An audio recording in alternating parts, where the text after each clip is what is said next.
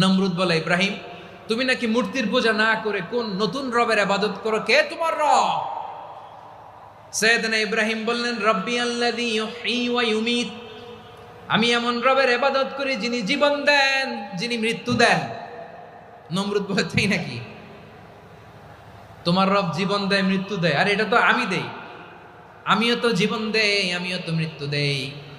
সাইয়েদনা ইব্রাহিম বললেন, কেমন করে তুমি জীবন দাও মৃত্যু দাও, একটু দেখাও তো। নমরুদ জেলখানা থেকে দুজন কয়েদিকে ডেকে আনলো, কয়েদি এনে অর্ডার করলো, একটাকে এখনই শিরোচ্ছেদ, হেড অফ, ডেথ পেনাল্টি, মৃত্যুদণ্ড দেয়া হলো, ফিনকি দিয়ে রক্ত বেরোলো। নমরুদ বলে, দেখো দুজনকে ধরে আনলাম, একজন কয়েদিকে দিলাম ডেথ পেনাল্টি, মৃত্যুদণ্ড, ওরে মৃত্যু দিলাম। আরেকজন যে দাঁড়িয়ে আছে, চাইলে ওরেও আমি মৃত্যুদণ্ড দিতে পারি, কিন্তু না, ওরে আমি দিব না, ওরে আমি বাঁচাইয়া দিলাম, ছেড়ে দিলাম, মানে জীবন দিলাম। দেখো ইব্রাহিম, তোমার চোখের সামনে একজনরে মৃত্যু দিলাম, আরেকজনরে জীবন দিলাম। আপাত দৃষ্টিতে তাই তো, একজনরে তো জীবন দিল, আরেকজনরে মৃত্যু দিল। সাইয়েদনা ইব্রাহিম এবার বিপাকে পড়ে গেলেন, কিন্তু এক একজন নবীকে আল্লাহ এমন উইজডম বিচক্ষণতা দিয়ে এই জমিনে পাঠিয়েছেন, মুহূর্তের মধ্যে আল্লাহর খলিল ইব্রাহিম বললেন, فإن الله يأتي بالشمس من المشرق فأت بها من المغرب فبهت الذي كفر। আল্লাহর খলিল ইব্রাহিম বললেন, নমরুদ বুঝলাম তুমি জীবন দাও মৃত্যু দাও দেখলাম, কিন্তু আমার রব, আমার আল্লাহ প্রতিদিন সকালবেলা উষা লগ্নে ওই পূর্ব দিগন্ত থেকে সূর্যটাকে উদিত করেন, সাঁঝের বেলা, বিকেল বেলা, কুথুরি লগ্নে, সন্ধ্যা বেলা ওই দ্বিপ্রহরের জল জলে সূর্যটাকে পশ্চিম দিগন্তে ডুবিয়ে দেন। মানে সকালবেলা পূর্ব দিক থেকে উদিত করা সূর্যটাকে পশ্চিম দিকে বিকেলে তিনি ডুবিয়ে দেন। তুমি যদি পারো ওই সূর্যটাকে পশ্চিম দিক থেকে উদিত করে পূর্ব দিকে ডুবিয়ে দাও। সুবহানাল্লাহ পড়বেন না?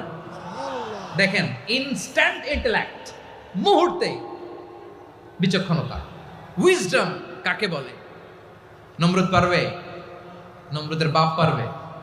ওর দাদা, ওর 14 গোষ্ঠী, গোটা বিশ্বের সব ক্ষমতাধর রাষ্ট্রনায়করা একসাথে হলে পারবে? ফাবুহিতাল্লাযী কাফার পারে নাই, ব্যর্থ হয়েছে। এবার তেলে বেগুনে জ্বলে উঠেছে, রেগে মেগে আগুন বলে, ফালকুহু ফিল জাহিম, ওর সাথে তর্ক নাই, না পেরে এবার এটারে আগুনে ফেলা। বিশাল বিশাল গাছ কেটে লাকড়ি এনে আগুনের কুণ্ডলি বানানো হলো, দাও দাও দাও দাও করে আগুন জ্বলে। আল্লাহর খলিল ইব্রাহিমকে আগুনে নিক্ষেপ করা হবে। আল্লাহর খলিল সাইয়েদনা ইব্রাহিমের হাতের মধ্যে রশি দিয়ে টাইট করে বাঁধা হলো, পায়ের মধ্যেও টাইট করে রশি দিয়ে বাঁধা হলো। আল্লাহর খলিল ইব্রাহিমকে আগুনের কুণ্ডলির মধ্যে ফেলা হবে। অমিয়া, আপনি যে বিপদের কারণে ভয় পান, হতাশ হন, এটা কোনো বিপদ ওনার বিপদের সামনে? পটুয়াখালী আওয়াজ করে বলুন, সাইয়েদনা খলিল ইব্রাহিমের বিপদের সামনে আমাদের বিপদগুলো কোনো বিপদ? এটা কোনো বিপদই না, এটা কোনো বিপদই না। হাত পা বেঁধে টাইট করে নিক্ষেপ করা হবে, সিম্পলি ফেলা যাবে না, কারণ দাও দাও করে দ্য ব্লেজিং ফায়ার, এমন আগুনের কুণ্ডলি, কাছে যাওয়া যায় না, আগুনের উত্তাপে নিক্ষেপ করা হবে। হাতে রশি বেঁধে, পায়ে রশি বেঁধে আল্লাহর খলিল ইব্রাহিম আলাইহিস সালামকে আগুনের মধ্যে নিক্ষেপ করা হবে। আহা, এটার বলে অগ্নি পরীক্ষা। উনি অগ্নি পরীক্ষার সম্মুখীন হয়েছিলেন, এজন্য কঠিন পরীক্ষাকে আমরা অগ্নি পরীক্ষার সাথে তুলনা করি, ঠিক কিনা? সাইয়েদনা জিবরাইল এসে বললেন, ও আল্লাহর খলিল, ওরা তো আপনার হাতও বেঁধে ফেললো, পাও বেঁধে ফেললো, নড়াচড়ার সুযোগ নাই, বলেন আমি জিবরিল ফেরেশতা আপনার জন্য কি করতে পারি? আল্লাহর খলিল ইব্রাহিম বলেন, ও জিবরাইল, তোমার কাছে আমার কোনো চাওয়া পাওয়া নাই। সুবহানাল্লাহ বলেন। তোমার কাছে বলার কিছু নাই, তোমার সাহায্যের আমার দরকার নাই। সাইয়েদনা ইব্রাহিম আলাইহিস সালামকে হাতে পায়ে রশি বেঁধে, হাত পা বাঁধা অবস্থায় জ্বলন্ত অগ্নিকুণ্ডে যখন নমরুদের দলবল নিক্ষেপ করবে, আল্লাহর খলিল কিভাবে নিজেকে আল্লাহর কাছে সঁপে দিয়েছেন, পটুয়াখালীর ভাইরা খেয়াল করে শুনুন।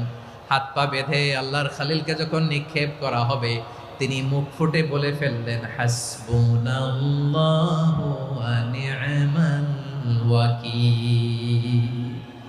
হাসবুনাল্লাহু ওয়া নি'মাল ওয়াকিল, আমার জন্য আল্লাহই যথেষ্ট, আমার জন্য আল্লাহই যথেষ্ট। তিনি আমার সবচেয়ে বড় গার্ডিয়ান, তিনি আমার সবচেয়ে বড় অভিভাবক। জিব্রাইলের সাহায্যে অফারকে ফিরিয়ে দিলেন। দুনিয়ার বুকে কারো কাছে কিছু বলেন নাই, মুখ ফুটে বলেছেন হাসবুনাল্লাহ। ও আমার পটুয়াখালীর প্রাণের ভাইয়েরা, খেয়াল রাখবেন, কোনো বান্দা তার হাতে থাকা সব চেষ্টাটুকুন করার পরে মুখ ফসকে মুখ দিয়ে যখন বলে ফেলে হাসবুনাল্লাহ, বান্দা যখন হাসবুনাল্লাহ বলে ফেলে, ওই ব্যাপারটা ডিল করার দায়িত্ব স্বয়ং আল্লাহ আরশের উপর থেকে নিয়ে নেয়। আপনি যখন বলে ফেলবেন হাসবুনাল্লাহ, এটা ডিলিং করবে কে তখন? চিল্লায় বলেন না, তিনি কে?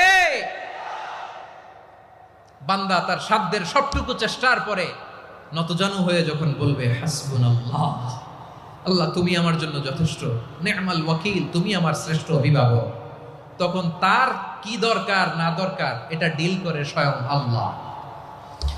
নিক্ষেপ করা হলো সাইয়েদনা ইব্রাহিমকে অগ্নিকুণ্ডলিতে। হাজার হাজার মানুষের দৃশ্য দেখার জন্য জড়ো হয়েছে এরকম বিশাল ময়দানে। কিন্তু কি অবাক করা ঘটনা, সবাই ভয় পাচ্ছিল, না জানে কি হয়ে যায়। আল্লাহর খালিলকে যখন আগুনের কুণ্ডলিতে নিক্ষেপ করা হয়, আল্লাহর খালিল ইব্রাহিম আগুনের কুণ্ডলের মধ্যে বসে বসে মানুষগুলোর দিকে তাকিয়ে হাসতে শুরু করে দেয়।